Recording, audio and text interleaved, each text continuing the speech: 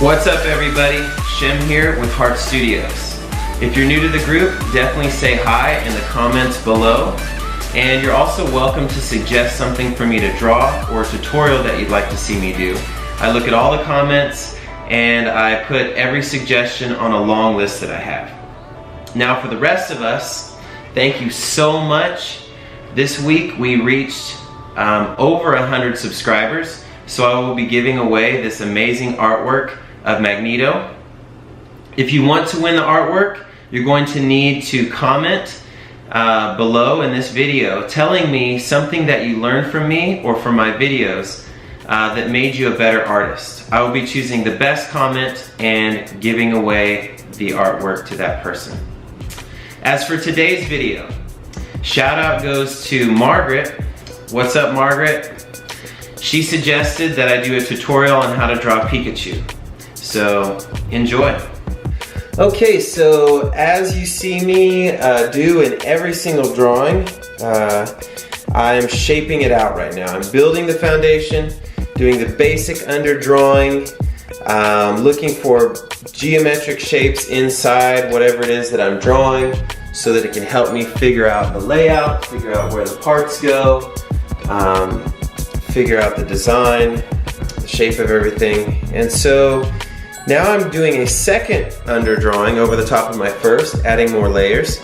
So again, it is very key to understand as a beginning artist that you do not need to be perfect right away, okay?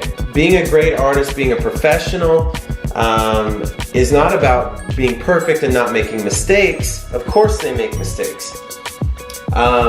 But they have a sophisticated way of fixing their mistakes, or they have a plannedness or preparedness that enables them to fix their mistakes easily, and they don't make large blunders because of their plans and how they set up the drawing. So in setting up the drawing, you should know right away that you're not going to get it right the first underdrawing. You might do several underdrawings, several layers, and it's about the journey. Enjoy the process, enjoy the journey, enjoy the drawing.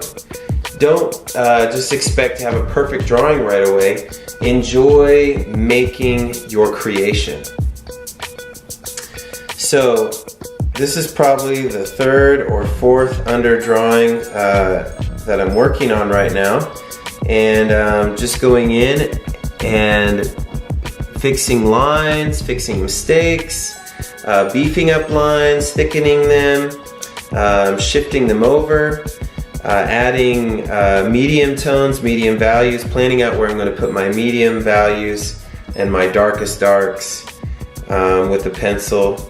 So it's really all about planning and having a vision in mind.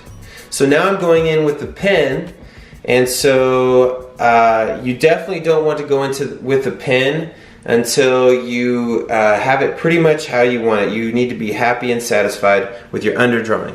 And as you can see, I shifted the right ear a little further to the right because it displeased me. So those are types of things that you can fix with the pen. Now I just made a mistake on the arm. I made it too low and saggy, so I went back in and fixed it. And I'll show you at the end of the video how to completely erase that line blunder that I just made. So I'm outlining Pikachu because he's a cartoony type character. He doesn't look super realistic, so I make sharp lines and a sharp outline to highlight that fact. You definitely, if you're looking for your artwork to be more realistic, you definitely do not want to put a solid bold line around your character. Okay, now I'm going in with a Sharpie, making the darkest darks, blacking those out. You definitely want to do that first when you go in with your pen and your Sharpie. Now I'm just adding some medium tones and lighter tones, putting my own style and spin on it, putting some cross-hatching in. Pikachu doesn't normally have cross-hatching, but that's what I'm going to do to sort of make it my own. And I think it looks pretty cool as well. So now I'm erasing all the pencil lines, because I want to add to that cartoon effect that it's not a drawing. I want it to look printed, and so I erased those pencil lines to give it a really clean, sharp look. And now I'm adding the colored pencil, and I learned something from this drawing, and that is you definitely want to check out your colored pencil lead. Mine was too sharp, and I ended up making some indentations or cuts into my paper because my pencil was sharp. So if you want a very smooth, even tone, you definitely don't want your pencil to be sharp. You want it to be blunt, and you want to rub the color onto the paper so it makes it smooth.